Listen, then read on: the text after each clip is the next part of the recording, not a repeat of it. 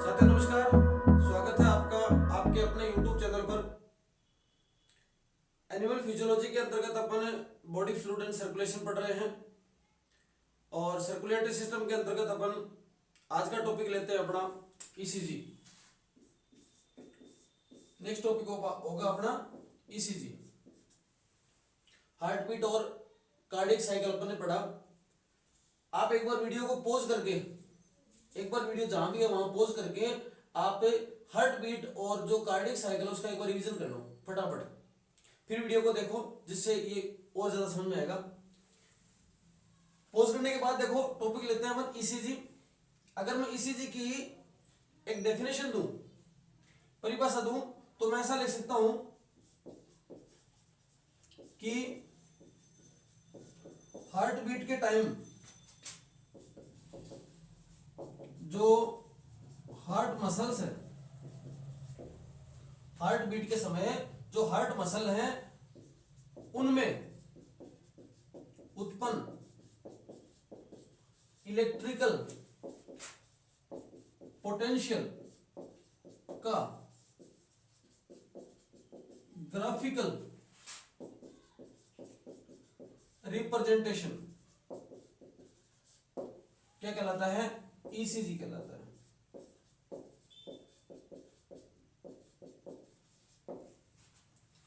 देखो कोई भी बॉडी में काम होगा तो पोटेंशियल जनरेट होगा, विद्युत विभव जनरेट होगा, तभी चाहे नर्वस सिस्टम होता है, आपके मस्कुलर सिस्टम होता है, तभी वर्क करता है।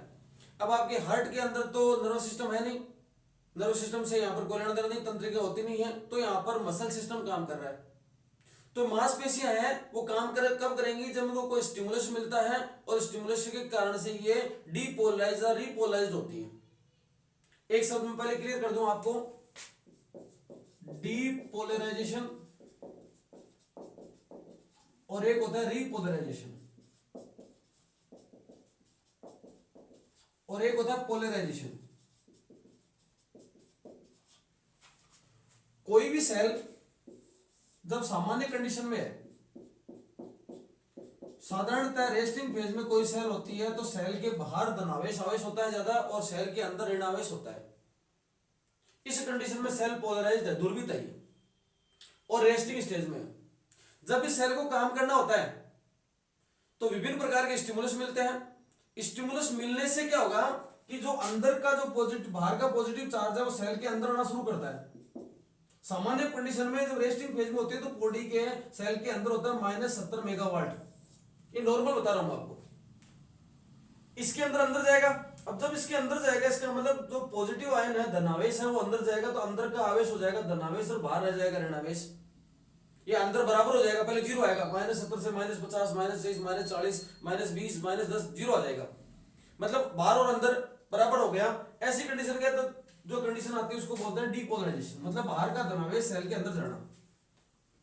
और जब सेल ने अपना काम पूरा कर दिया होता है तो बाहर वापस धनावेश शुरू हो जाता है और अंदर फिर ऋणावेश हो जाता है। उस कंडीशन को क्या बोलते हैं? रिपोलराइजेशन। और इस रिपोलराइजेशन का मतलब होता है पोलराइजेशन की साधारणतः सेल अपनी पोजीशन में आ गई, वापस रेस्टिंग पोटेंशियल में आ गई। तो मसल्स के अंदर भी क्या होता है? डीपोलराइजेशन और रिपोलराइजेशन की प्रक्रिया से क्या होगा है? कॉन्ट्रैक्शन की जो प्रक्रिया होती है, इनमें दो शब्द और आते हैं आपके, डीपोलराइजेशन और repolarisation. Systole diastole, contraction relaxation अपन ने पढ़ लिया था। संकुचन अनुशीतलन और सिस्टोल और डायस्टोल ऐसे आपने वर्ड आए थे। देखो ईसीजी के अंदर मेडिकल में इसका काम आता है। ईसीजी के अंदर क्या करते हैं? जो भी मरीज है उस मरीज की बॉडी से कुछ लीड लगाई जाती है, बॉडी पे कुछ लीड लगाई जाती हैं। कहां कहां होती हैं? दोनों कलाई पर, रिंकल्स पर, आपके बाएं एडी पर, एंकल पर और सीने पर क्या करी जाती है? लीड लगाई जाती है। और लीड के कारण से बाद में एक जो पेपर पर कुछ आपके वेव्स आती हैं, उन वेव्स को क्या बोला जाता है? इलेक्ट्रोकार्डियोग्राम। ये क्या है? आलेख बनता है, एक ग्राफ बना। और जो मशीन इस प्रक्रिया में काम आती है उस मशीन को बोलते हैं इलेक्ट्रोकार्डियोग्राफ। मशीन का नाम इलेक्ट्रोकार्डियोग्राफ है, जबकि वो जो चित्र बनता है, जो आलेख बनता है, उसको क्या बोलते हैं? इलेक्ट्रोकार्डियोग्राम। इन लीड के लगाने से पोटेंशियल जनरेट होगा और इस प्रकार से इलेक्ट्रिक वेव्स बनेंगी, जिसको अपन क्या बोलते हैं? ये बोलते हैं कि आपके इलेक्ट्रोकार्डियोग्राम बना, और इस मशीन से उसको देखा जाता है, उसको बोलते हैं इलेक्ट्रोकार्डियोग्राफ। ईसीजी का जो डायग्राम है, जो ईसीजी है वो आपके पी से लेकर टी तक वेव्स के द्वारा दर्शाया जाता है, वेव्स के द्वारा दर्शाया जाता है। आपने कभी ना कभी ईसीजी जरूर देखा होगा। देखो इस बात को थोड़ा सा समझना, मैं डायग्राम बनाता हूं, एक आपकी बुक में भी दे रखा है, ये एनसीईआरटी किताब में आप देखो तो आपको मिल जाएगा। देखो इस प्रकार का एक ग्राफ आता है और इस ग्राफ के अंदर इस प्रकार की स्थिति आती है। ये वाला ग्राफ बना, P wave, Q, R, S, T, फिर आगे वापस वेव शुरू हो जाएंगी। ये एक 0.8 वाले का एक चक्कर है ये, ठीक है। अब देखो अपन ने जब जो कार्डियक साइकिल देखी थी उसमें ऐसा देखा था, ऐसा होता है। ये 0.1 का मतलब सबसे पहले आलिंद संकुचित होते हैं, उसके बाद 0.3 का मतलब निलय में संकुचन हुआ, उसके बाद में 0.4 का मतलब आलिंद और निलय दोनों रेस्टिंग फेज में आ गए, दोनों रिलैक्सेशन में आ गए, जिसको जॉइंट डायस्टोल बोलते हैं। तीन ही पद होते हैं। यहां पर भी देखो P का मतलब 0.1, QRS का मतलब 0.3 और T का मतलब ये वाला। क्लियर है? इसका मतलब इस कंडीशन में कॉन्ट्रैक्शन हो रहा है, इसमें कॉन्ट्रैक्शन हो रहा है, इसमें रिलैक्सेशन हो रहा है। कॉन्ट्रैक्शन, इस पूरे में कॉन्ट्रैक्शन, इसमें रिलैक्सेशन। तो इस पूरे वेव को अपन तीन भागों में पढ़ते हैं। सबसे पहले पी वेव्स। पी वेव्स का मतलब क्या हुआ कि पी वेव, ये जो पीक बनी ना, तो पी वेव की पीक कब बनी? जब एट्रियल कॉन्ट्रैक्शन हुआ, आलिंदों में संकुचन हुआ। इस आलिंदों में संकुचन को अपन सिस्टोल भी बोलते हैं, एट्रियल सिस्टोल। और इसी को एक नाम और दे दो अब, क्या? डीपोलराइजेशन। ये कब मिला? जब आपके स्टिमुलस मिलता है। कब? किसको स्टिमुलस मिला? आलिंदों को। और उद्दीपन कहां से आ रहा है? ऐसे नोड से आता है। तो जैसे ऐसे नोड से उद्दीपन आ गया, स्टिमुलस आ गया, दोनों आलिंद जब संकुचित होते हैं उस कंडीशन को बोलते हैं डीपोलराइजेशन, और उसी कंडीशन को बोलते हैं कॉन्ट्रैक्शन ऑफ एट्रियल, आलिंदों में संकुचन। परिणाम स्वरूप ब्लड है वो आलिंदों से कहां आ गया? निलयों में आ गया। इससे कारण जो वेव बनती है उसको बोलते हैं पी वेव। अब किसी कारण से किसी व्यक्ति के ईसीजी में अगर पी वेव में बदलाव आता है, ये ऊपर नीचे आती है, इसका मतलब आलिंदों में प्रॉपर संकुचन नहीं हो रहा, वहां कोई ना कोई समस्या है। 2 नंबर पर क्या हो सकता है? QRS complex. आलिंदों से जब आपके नीले में ब्लड आ गया, ये अपन ने हार्ट पढ़ा था, left Oracle, right Oracle, atrial बोल दो चाहे तो, लेफ्ट वेंट्रिकुलर और राइट वेंट्रिकुलर। जब यहां से ब्लड यहां आ गया, यहां से यहां आ गया, इसका मतलब अब क्या होगा? नीले संकुचित होंगे। तो इसका मतलब QRS का मतलब क्या हुआ? वेंट्रिकल्स में क्या हो गया? डीपोलराइजेशन। या बोल सकते हैं सिस्टोल, या बोल सकते हैं कि बोथ वेंट्रिकल्स क्या हो गए? कॉन्ट्रैक्शन। दोनों वेंट्रिकल्स में कॉन्ट्रैक्शन हुआ और ये प्रोसेस कब शुरू हो गई? After Q waves. Q wave के बाद में क्यों, इस दौरान क्या है? आपके डीपोलराइजेशन की प्रोसेस हो रही है। किसमें? आपके वेंट्रिकल्स के अंदर। क्लियर है? 3 नंबर पर आओ, टी वेव्स। अब काम दोनों हो गया, ये काम हो गया और ये काम हो गया, ये वाला काम, ठीक है। एट्रियल सिस्टोल, इसका मतलब वेंट्रिकुलर सिस्टोल। और जैसे टी वेव आ गई ये वाली, इसका मतलब क्या है, इसका मतलब सेल ने कॉन्ट्रैक्शन से रिलैक्सेशन में जा रही है, रिलैक्सेशन में जाना क्या कहलाता है, टी वेव को दर्शाता है। इसका क्या मतलब हुआ, इसका मतलब हुआ कि अब सेल जो आलिंद और नीले, आलिंद प्लस नीले क्या है, अनुशीतलन कंडीशन में है, रिलैक्सेशन अवस्था में है। और इसको क्या बोल सकते हैं, डायस्टोल कंडीशन बोलते हैं।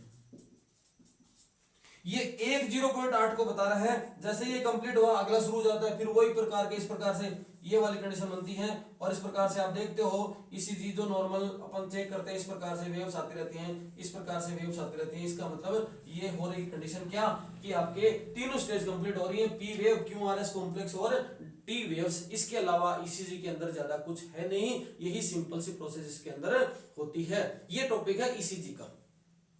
अब कई बार क्या होता है, किसी कारण से हार्ट बीट बढ़ जाती है या कम हो जाती है, या मान लो कि अपनी बॉडी में जो हार्ट बीट है, इस हार्ट बीट के रेगुलेशन की प्रोसेस कौन करता है। इन हार्ट बीट को नॉर्मल तो स्टिमुलस मिला किससे, आपके ऐसे नोड से, लेकिन क्या कोई ऐसा कंपाउंड है, ऐसी कोई स्ट्रक्चर है, ऐसा कोई है चीज जो क्या करती है, इसको कंट्रोल करती है, इस जो आपके हार्ट बीट को।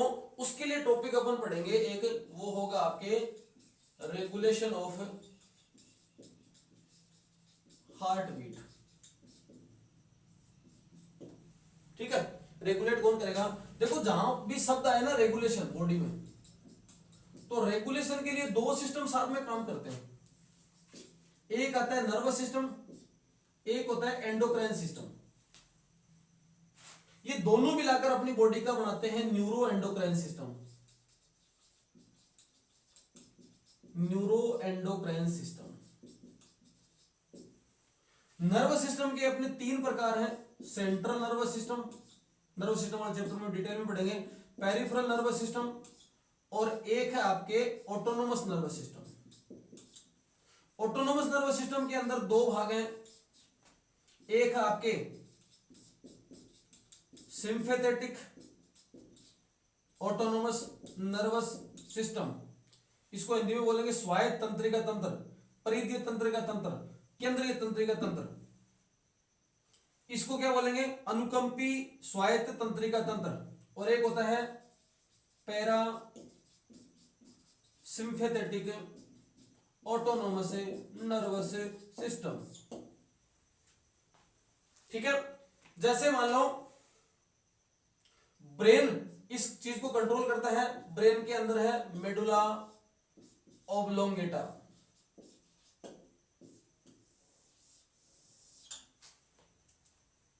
ठीक है, आप ऐसा समझो कि जैसे मान लो आप किसी बंद कमरे में गए, अंधेरा था और कोई रस्सी पड़ी है, आपको लग रहा है सांप है। इसका मतलब आपकी जो बॉडी के अंदर कुछ हार्मोन निकलेंगे, आपको डर लग रहा है, तो डर के अंदर अब धड़कन तेज होगी, तो मेडुला ऑब्लोंगेटा क्या करेगा, आपके सिस्टम को कंट्रोल करेगा। और सिस्टम को किसको बोलेगा, वो बोलेगा आपके सिंपैथेटिक ऑटोनोमस नर्वस सिस्टम को। ये सिंपैथेटिक ऑटोनोमस नर्वस सिस्टम क्या करेगा, इससे ऐसे नोड होगा वो उत्तेजित हो जाएगा, और ऐसे नोड के उत्तेजित होने से बॉडी में हार्ट बीट बढ़ जाएगी। ऐसे नोड और नॉर्मली अपना काम कर रहा है, लेकिन किस विशेष परिस्थिति में उसको अगर तेज धड़कवाना है ना हार्ट को, तो ऐसे नोड को ज्यादा एक्साइटेड करना पड़ेगा। ऐसे नोड को ज्यादा एक्साइटेड कब करेंगे, जब ब्लड के अंदर हार्मोन मिलकर वहां तक जाएंगे। ठीक है, वो पढ़ेंगे अपन हार्मोन वाले में। पर यहाँ पर जो तंत्र के अंदर काम करता है उसका नाम है सिंपैथेटिक नर्वस सिस्टम। इसका मतलब सिंपैथेटिक नर्वस सिस्टम का कंट्रोल हो गया ऐसे नोड पर, अगर धड़कन को तेज बढ़ाना है। बाकी खुद की मसल्स, खुद की आपके हार्ट के अंदर किसी प्रकार की तंत्रिका नहीं होती। ठीक है, अब कुछ समय बाद में आपको लगेगा कि वो तो सांप नहीं रस्सी है, तो आपकी बॉडी के वापस कंट्रोल करना है। अब कंट्रोल करना है तो कौन सा सिस्टम काम करेगा, क्योंकि धड़कन बढ़ा तो दी, अब 100 के आसपास धड़कन हो गई मान लो बेहतर से, उसको वापस बेहतर पे लाना है। तो ऐसी कंडीशन के अंदर फिर अपनी बॉडी का कौन सा काम करेगा, para sympathetic autonomous nervous system, और ऐसे क्या होगा, संदमित होगा, इनहिबिट होगा, थोड़ा काम कम कम होगा इसका, और एच बी हार्ट बीट क्या हो जाएगी, कम हो जाएगी। ठीक है, इन दोनों के दौरान हार्मोनल एक्टिविटी होती है, मतलब ये दोनों क्रियाएं किस हार्मोन के कारण से कंडीशन में आती हैं, कौन से हार्मोन इसको कंट्रोल करते हैं। तो आप यहां पर समझो कि जो हार्मोन से संबंधित बात आ गई, तो इस प्रक्रिया से रिलेटेड हार्मोन है एड्रिनलिन और नोर एड्रिनलिन।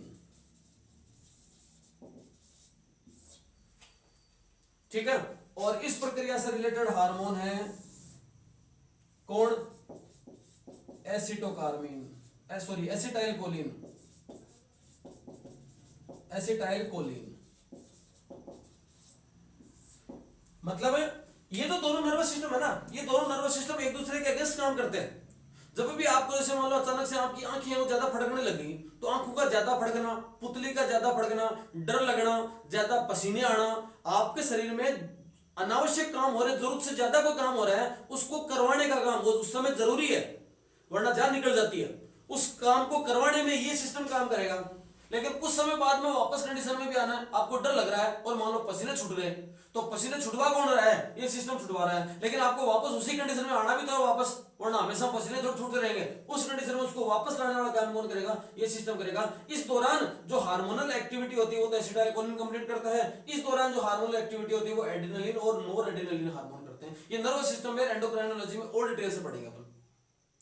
तो ऐसा कह सकते हैं कि इसको इनको बोलते हैं हार्ट बीट बढ़ाने वाले हार्मोन, और इसको बोलते हैं हार्ट बीट कम करने वाले हार्मोन। एक और है, अगर कैल्शियम की मात्रा बढ़ जाए ब्लड में, तो भी हार्ट बीट क्या हो जाती है, बढ़ जाती है। एक आपके जैसे जिसका थायरोक्सिन हार्मोन है, थायरोक्सिन हार्मोन है, उसके अंदर ज्यादा मात्रा होने लग गई उसकी, या थायराइड ग्लैंड में दिक्कत आने लग गई, ऐसी कंडीशन में भी क्या हो जाता है कि एचबी है वो बढ़ जाता है। ये सारे किसमें है, एंडोक्राइन कंट्रोल में। तो एंडोक्राइन और नर्वस सिस्टम मिलकर इसको क्या करते हैं, हार्ट बीट को रेगुलेट करते हैं कि बेहतर तक ठीक रहे, बढ़ी रहे। परीक्षा के दिनों में वाइवा होता है तब, या आपकी एग्जाम आएगी तब हार्ट बीट क्या हो जाती है, बढ़ जाती है। अचानक किसी बदमाश आदमी को देख लें, या किसी ऐसी कंडीशन में जिसमें आपको डर लगता है वहां देख लें, अचानक से कोई चलते चलते कोई जैसा जानवर आ जाए जिससे आपको डर लगता है वो, या कोई मारने लग जाए, पीटने लग जाए, बचपन में किसी ने पीटा हो, मारा हो, ऐसी कंडीशन में आपके हार्ट बीट का बढ़ना इस सिस्टम को इंडिकेट करता है, और कुछ समय बाद में वो नॉर्मल आती है। इसका मतलब वो इस सिस्टम को इंडिकेट करता है। ये पॉइंट है रेगुलेशन ऑफ हार्ट बीट। आज के लिए इतना ही, धन्यवाद, शुभ रात्रि।